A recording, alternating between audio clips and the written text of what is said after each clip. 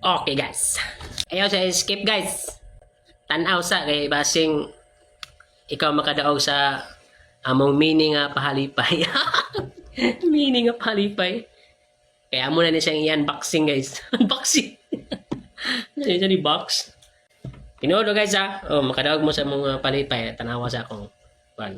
Kaya amo ning ipatag na sa mga viewers. Viewers? Naretay viewers di ay.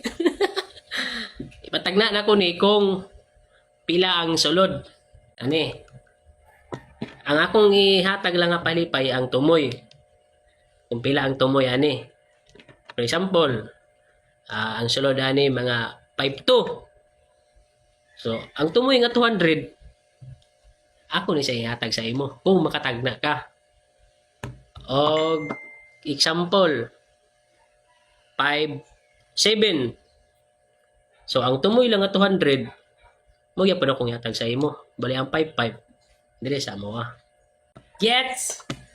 Comment sa akong page sa Kuya Rian.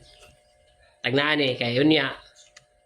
Amo na siyang ihaponan siya kung pila ang sulod. Kuha na siya guys. 2 liters nga soft drinks. 2 years and 3 months na naman nga tigom. No? January pa niyo.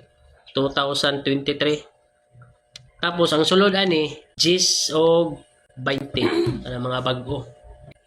Tapos, napagi siya chance na para gid makadaog mo.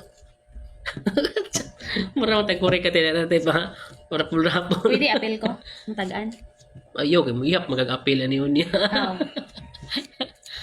Pwede ra siya kung mula pa siya og 20, mula pa siya og 10, or makulang og 20, or makulang og 10.